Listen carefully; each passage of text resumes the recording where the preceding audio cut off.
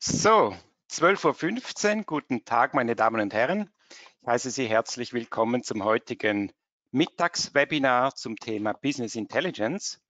Mein Name ist Daniel Solenthaler, ich bin Vertriebsleiter der Firma Timesensor und ich habe das Vergnügen, Sie heute durch dieses Webinar zu führen. Ich bin nicht alleine, ich werde begleitet durch Regula Schaller. Regula, könntest du dich auch kurz vorstellen, bitte? Ja, auch von mir herzlich willkommen zu diesem Webinar. Wie Daniel bereits gesagt hat, mein Name ist Regula Schaller. Ich arbeite seit 8 Jahren bei der Timesensor AG und bin im Rollout tätig. Das bedeutet, dass ich neue Kunden begleite, vom Vertragsabschluss bis dann die Software produktiv eingesetzt werden kann. Vielen Dank. So, zunächst, bevor wir loslegen, einige allgemeinen Infos. Wir können Sie weder hören noch sehen. Sie haben aber die Möglichkeit, im GoToWebinar-Bedienpanel, das Sie hier abgebildet sehen, das ungefähr so aussieht, im Fragebereich Fragen einzutragen, wenn Sie Fragen haben. Die Fragen gehen dann an Regula Schaller. Frau Schaller wird diese Fragen laufend beantworten oder wenn es interessante Dinge sind, die wir vielleicht im Webinar gleich behandeln können und wir noch etwas Zeit haben, dann werden wir das auch gleich im Plenum dann anschließend noch machen. Jede Frage wird beantwortet. Wenn sie nicht direkt beantwortet wird, dann würden wir auch nach dem Webinar das noch erledigen. Ja, prima. Zuerst kurz für die, die uns noch nicht kennen. Wir sind also die Firma Timesensor AG. Die Timesensor AG ist vollständig fokussiert seit 12 Jahren auf Kanzleisoftware. Wir machen nichts anderes, keine anderen Branchen. Wir sind also eine Spezialistin auf dem Thema. Wir gehen deshalb auch vielleicht mehr in die Tiefe in unseren Produkten, als das vielleicht andere Hersteller tun, die halt verschiedene Branchen abdecken. Außerdem ist bei uns vielleicht eine Spezialität, dass wir nicht nur in der Schweiz und in Deutschland tätig sind, sondern auch in weiteren Ländern. Das heißt, unser Team ist mehrsprachig. Das macht unsere Aufgabe auch sehr interessant. Wir dürfen Kanzleien betreuen von Hamburg bis Rom. Und das ist eine sehr interessante Herausforderung, mit diesen Kanzleien arbeiten zu dürfen. Wir haben uns auf die Fahnen geschrieben, unsere Software besonders benutzerfreundlich zu machen. Da sind wir sicher auch etwas beeinflusst durch Apple. Unsere Software läuft unter Windows und unter macOS in gleicher Weise. Man kann das auch mischen, sodass jeder das verwenden kann, was er am liebsten braucht. Ja, nun gleich zum Thema. Heute geht es um das Thema Business Intelligence. Was ist Business Intelligence? Wenn man das ein bisschen recherchiert, dann kommt man auf relativ vage Begrifflichkeiten. Also da steht Verfahren zum Sammeln und Aufbereiten und Darstellen von Geschäftsdaten. Das ist relativ vage. Und in der Tat gibt es, wenn man ein bisschen schaut, auch viele, die Business Intelligence diesen Begriff verwenden, ohne in Tat und Wahrheit in dieser Tiefe der Begrifflichkeit zu meinen, sondern damit sind manchmal auch nur irgendwelche bewegten Grafiken gemeint, worum es hier aber nicht geht. Ja? Also wenn wir jetzt hier von Business Intelligence meinen, dann reden wir von dem spezialisierten Geschäftsfeld, das sich seit etwa 15 Jahren entwickelt hat. Da gibt es namhafte, bekannte Players, die diesen Markt besetzt haben mit sehr mächtigen Tools. Man kennt vielleicht Power BI von Microsoft, von SAP Business Objects, SIS ist ein bekannter Player, Zoho Analytics und weitere. Wir haben uns als Firma diese Tools alle angeschaut, haben dann eines davon evaluiert. Wir sind also bei Zoho Analytics gelandet und wir haben uns entschieden, Zoho Analytics zu nutzen. Wenn also jetzt von BI die Rede ist, dann reden wir von dieser Art BI. Passen Sie also auf, wenn BI so daherkommt als Begriff, nicht immer ist BI drin, wo BI draufsteht, sage ich jetzt mal. Wer verwendet BI? Das geht quer durch alle Branchen. Alle größeren Firmen setzen BI ein. Alle Abteilungen oder fast alle Abteilungen können das brauchen. Das ist die Geschäftsleitung, das ist die Buchhaltung, die Entscheider, die Daten brauchen, sei das Marketing, Verkauf, sei das aber auch Produktion natürlich und so weiter. Alle brauchen aktuelle Zahlen und die Gesellschaft ist ja sehr agil, alles geht immer schneller, das heißt, es ist einfach nicht mehr genügend heute, die Zahlen vom letzten Jahresabschluss da irgendwie zu besprechen. Das ist lange vorbei. Man braucht tagesaktuelle Zahlen. Man muss wissen, wo die Reise hingeht. Und dazu ist BI eigentlich die Lösung. Kann man das auch in einer Kanzlei verwenden? Ja, selbstverständlich. Auch in einer Kanzlei haben Sie ja Managemententscheidungen zu fällen. Sie müssen Mitarbeiter motivieren, Ihr Team benchmarken. Sie müssen schauen, dass Ihre Liquidität passt, damit, dass Sie kein Geld verlieren durch nicht abgerechnete Leistungen und so weiter. Also das ist eine Vielzahl von Dingen, wo man ohne Daten, ohne aktuelle Daten in Gefahr läuft, das einfach nicht optimal ausnutzen zu können, was letztlich dann Geld kostet. Deshalb nützt BI auch einer Kanzlei was. Große Kanzleien setzen BI schon länger ein und kleinere können das jetzt auch tun. Hier einige Stichworte, was BI einer Kanzlei bringt. Sie kennen vielleicht MBO, Management by Objectives, als eines der Managementstrategien.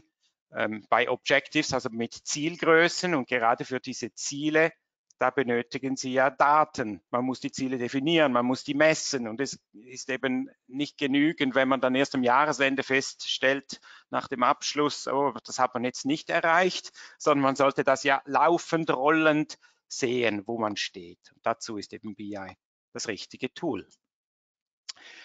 Wir haben uns seit 2 Jahren mit BI jetzt befasst. Ausschlaggebend war der Wunsch unserer Kundinnen und Kunden, dass man in TimeSensor die Auswertungen flexibler gestalten können soll. Und da sind wir natürlich immer vor dem Problem gestanden, dass eine Datenbank wie sie TimeSensor Legal zugrunde liegt, wie sie jeder Kanzleisoftware zugrunde liegt, dass eine solche Datenbank eben optimiert ist auf die Prozesse der Kanzlei. Also Sie müssen Leistungen erfassen im Timesheet, müssen Rechnungen stellen. Dazu gibt es diese Arbeitsdatenbank, das ist bei uns 4D.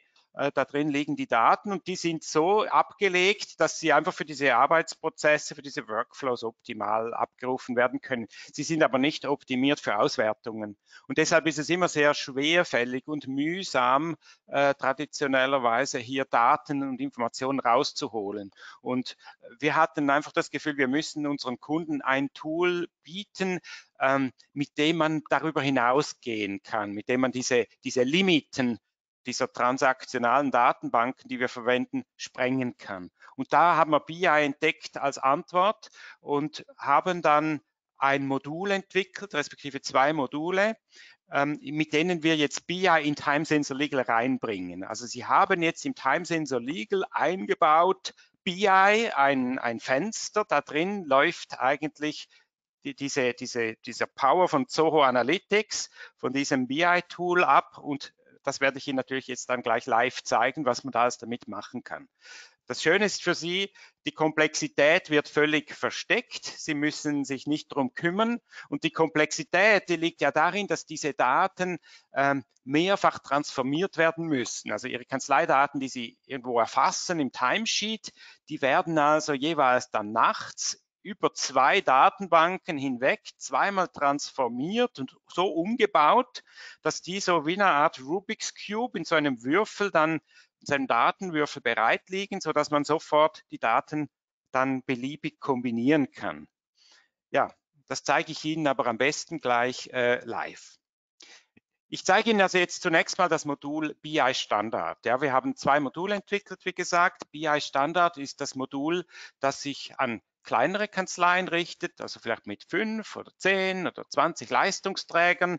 Da haben wir eine Standardisierung vorgenommen. Wir haben also da bereits relativ viel Hirnschmalz reingesteckt in dieses Thema und haben uns überlegt, was sind denn die wichtigsten Informationen, die Sie für die optimale Kanzleisteuerung benötigen und brauchen können, und haben das dann zusammengebaut zu einem Dashboard, und da drin sind nun alle diese Grafiken drin, fix fertig zum Gebrauch. Ja.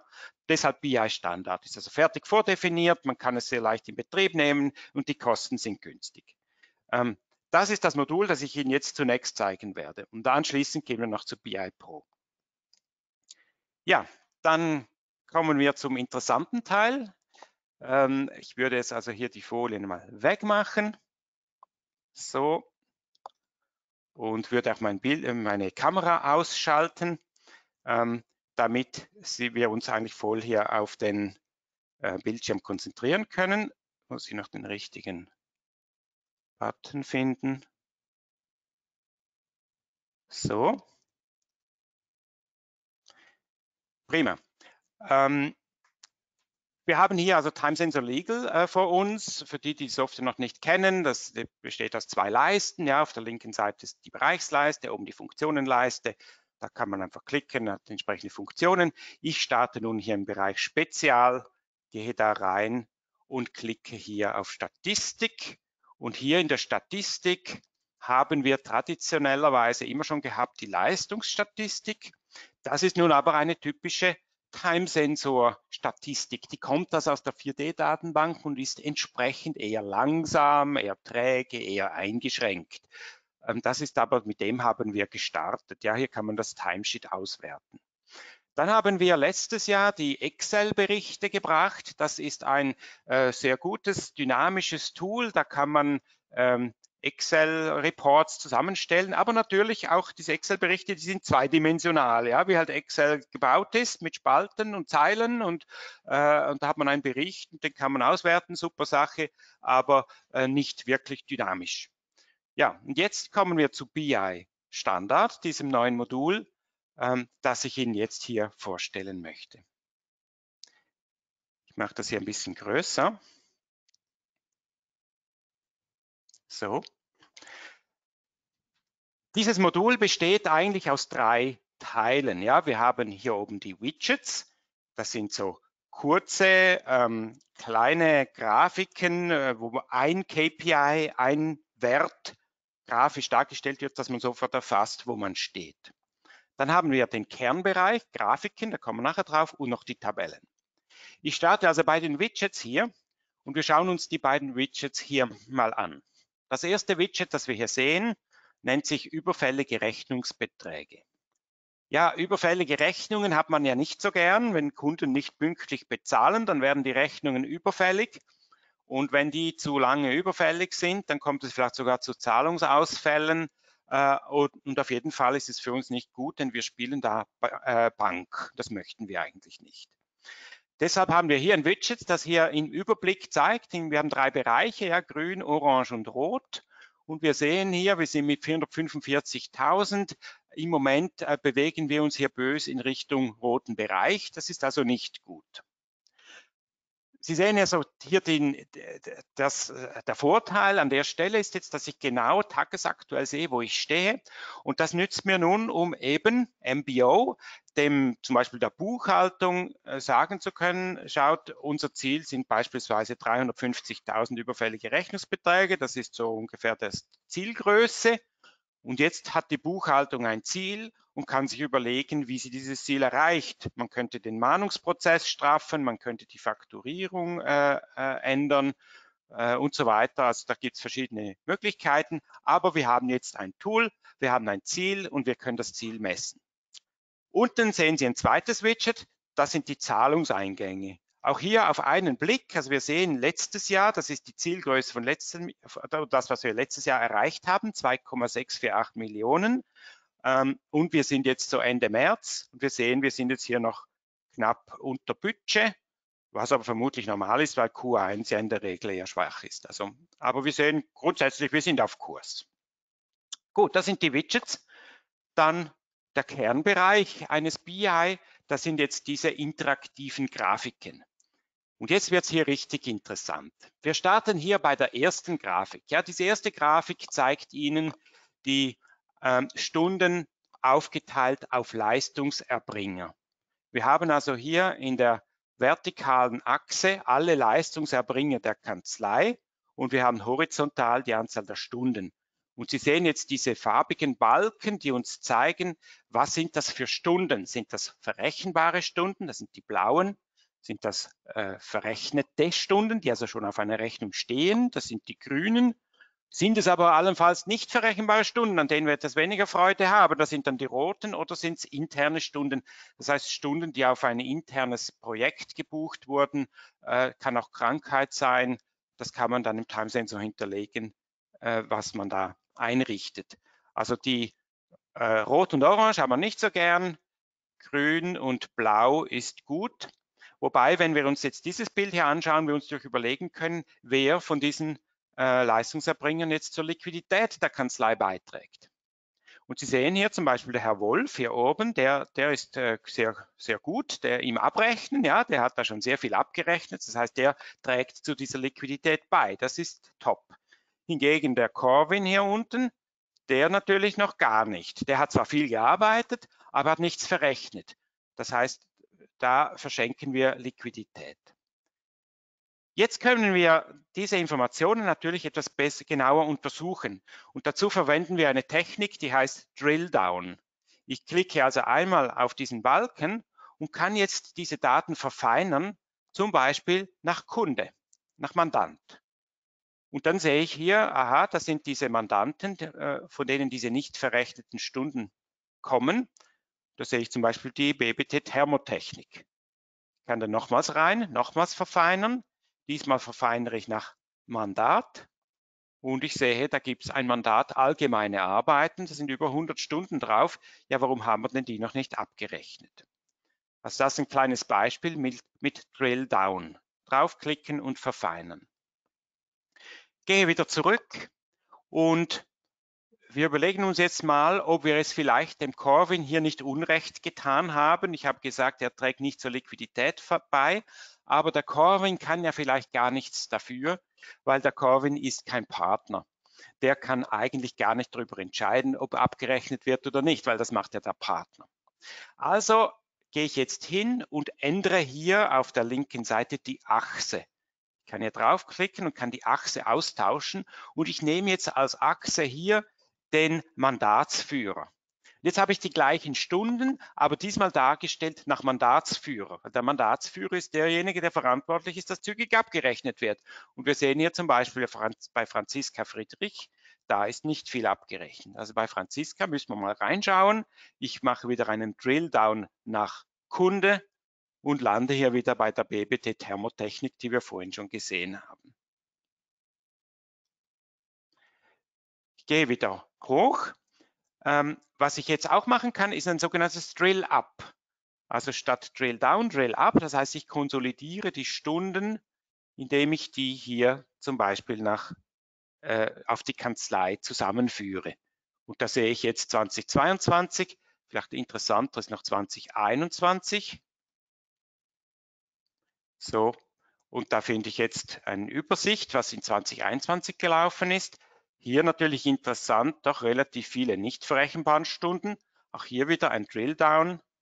Und dann schauen wir uns mal an, wieder nach Kunde, was das für Mandate sind. Und da habe ich wieder ein bestimmtes Mandat gefunden.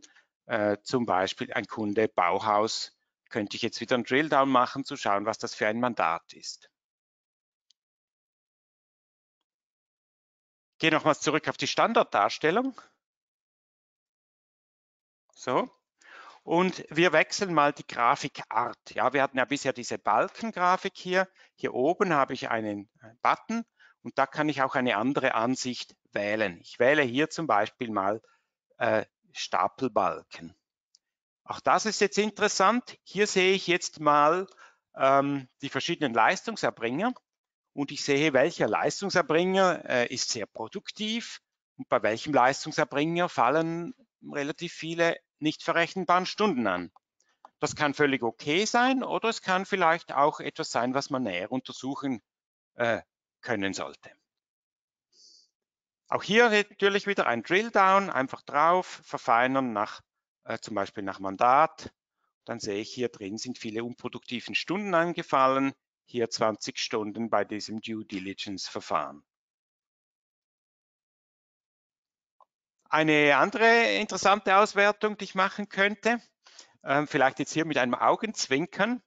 Mich interessiert hier zum Beispiel der Florian, ja, der hat ja ein Drittel nicht verrechenbare Stunden geschrieben in 2021. Ich klicke den mal an und ich verfeinere nun mal nach Wochentag. Auch interessant. Ja, da sehen wir, Montag ist der Florian noch etwas müde. Da hat er viele nicht verrechenbaren Stunden. Dienstag immer noch etwas müde. Mittwoch läuft er dann zur Höchstform auf. Ja, da ist er dann sehr produktiv. Und Donnerstag scheint er nicht zu arbeiten. Und am Freitag geht es dann wieder gegens Wochenende zu. Also vielleicht ein Augenzwinkern, aber auch eine interessante Auswertung mal auf eine andere Art. Gut, das mal als kleinen ersten Eindruck anhand dieser ersten Grafik, was man da so machen kann und wie man mit diesen Daten spielen kann. Ich habe vorhin gesagt, Rubik's Cube. Sie sehen, sind immer 3 Achsen. Ja, wir haben die Zeitachse, hier oben das Jahr. Wir haben die horizontale und die vertikale Achse, ist hier Summe der Stunden und Leistungserbringen. Und wir können da beliebig spielen und eintauchen. Gut, gehen wir zur nächsten Grafik. Die nächste Grafik hier, die zeigt uns die noch nicht abgerechneten Stunden. Da stehen mir natürlich ein bisschen die Haare zu Berge. Wenn Sie sich das anschauen, da haben wir natürlich haufenweise Stunden. Schauen Sie erst 2016, 17, 18.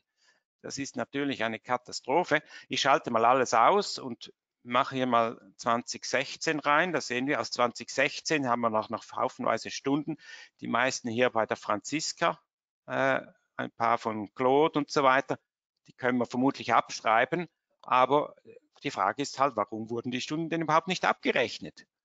Auch hier aber auch wieder können wir uns sagen, gut, die armen Leistungserbringer, die können ja nichts dafür, sondern eigentlich müssen wir die Achse tauschen hier.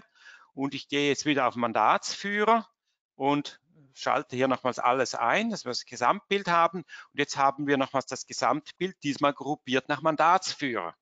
Und da zeigt sich jetzt doch ein ziemlich eindeutiges Bild, mit welche dieser Partner hier zügig abrechnen, wo nicht viele abgerechnete Stunden hängen bleiben und wo dass da einfach immer wieder abgerechnete Stunden zurückbleiben.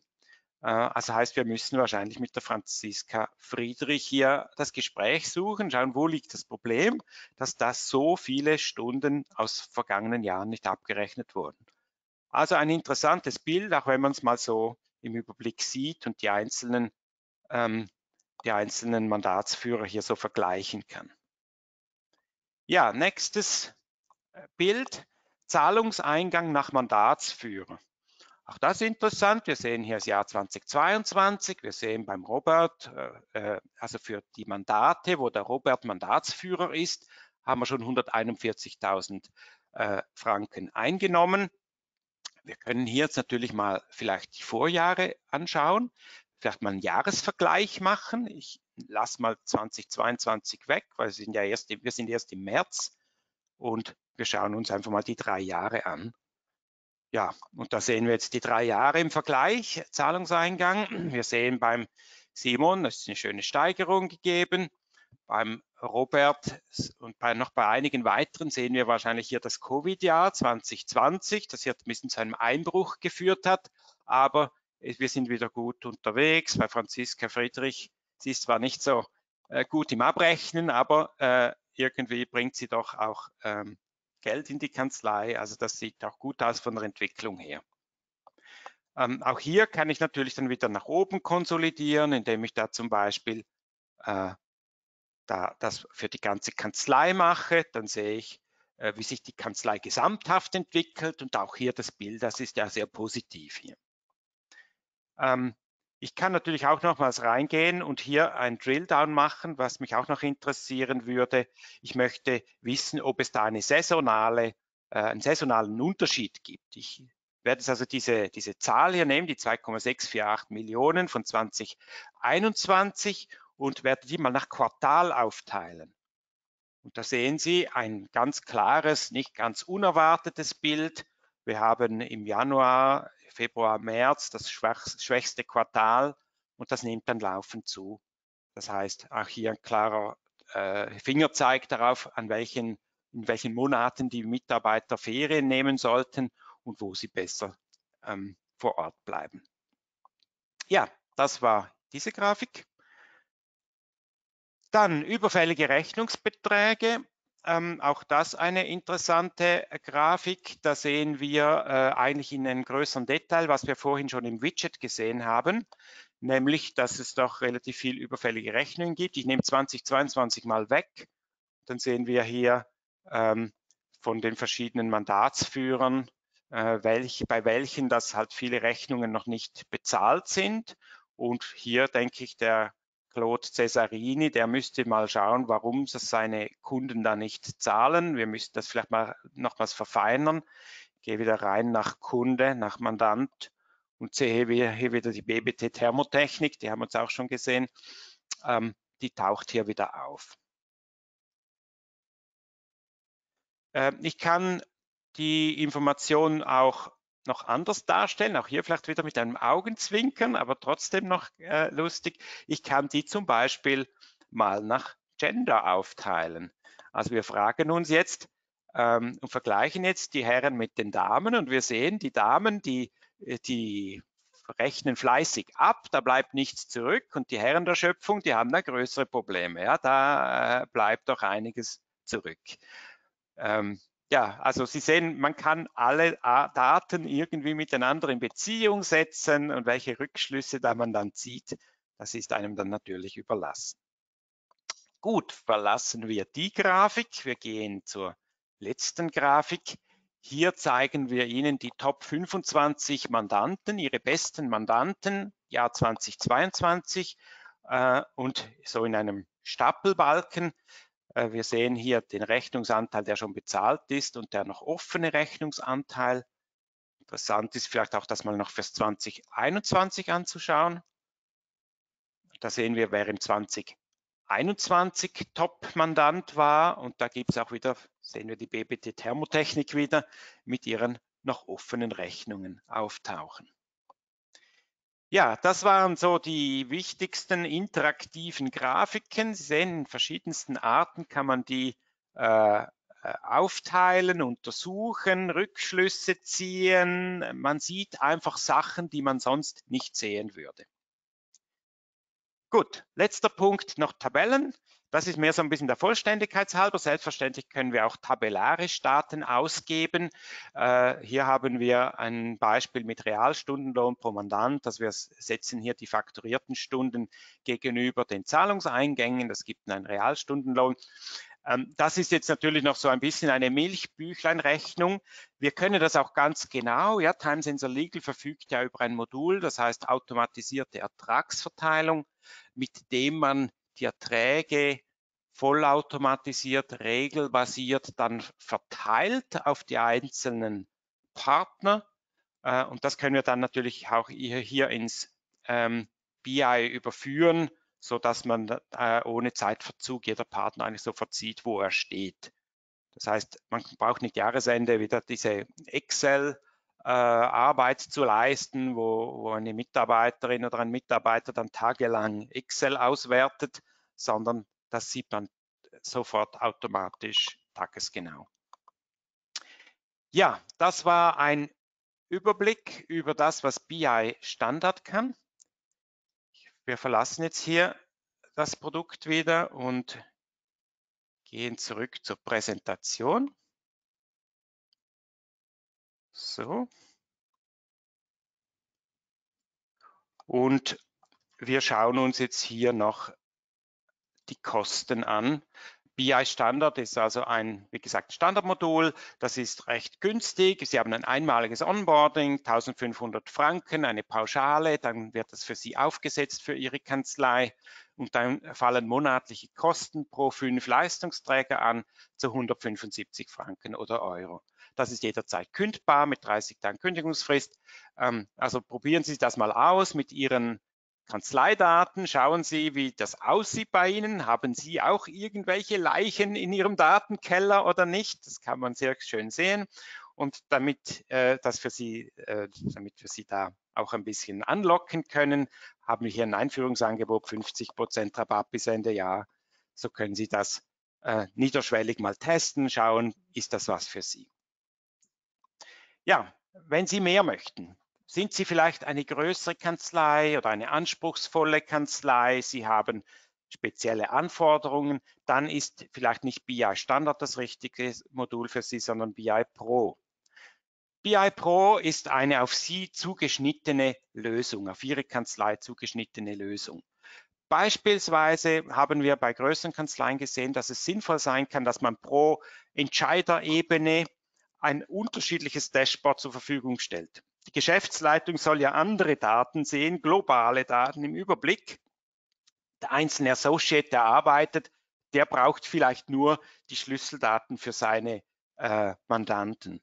Und so hat jede Ebene in der Kanzlei unterschiedliche Bedürfnisse. Die können wir dann abbilden über unterschiedliche Dashboards, sodass jeder sein eigenes Dashboard hat. Ebenfalls die komplexe Partnerabrechnung, habe ich schon drüber gesprochen, diese Interaktion BI mit dem Modul automatisierte Ertragsverteilung. Und das Ganze lässt sich natürlich nur abbilden über Consulting. Also da benötigen Sie ein gewisses Maß an Consulting. Wir müssen verstehen, was Sie benötigen, und dann wird für Sie das eingerichtet, was Sie brauchen. In diesem Zusammenhang arbeiten wir mit einer Partnerfirma zusammen. Das ist die Firma PDJ. Die Firma PDJ ist spezialisiert auf das Thema Data Warehouse und Consulting. Das machen nicht wir. Wir sind ein Softwarehersteller und wir sind dazu da, dass die Systeme laufen und dass die Technik funktioniert. Aber sobald es dann ins Consulting, in die Beratung reingeht, braucht es Spezialisten. Also wir arbeiten seit über 2 Jahren mit PDJ zusammen und haben auch dieses BI-Standard mit PDJ zusammen entwickelt. Das heißt, die Firma steht Ihnen zur Verfügung. Das startet mit einem Online-Workshop, einen initialen, damit man sich kennenlernt und versteht, was die Bedürfnisse sind, und dann geht es mit einem individuellen Angebot dann weiter. Auch hier aber entsprechender Einführungsrabatt. Zum Schluss noch eine Referenz. Die Arbeitsrechtskanzlei Vanguard Littler ist eine unserer größeren Kunden. Die arbeiten seit 2013 mit Time Sensor Legal an 5 Standorten in Deutschland mit 120 Arbeitsplätzen. Diese Kanzlei verwendet BI Pro seit über einem Jahr.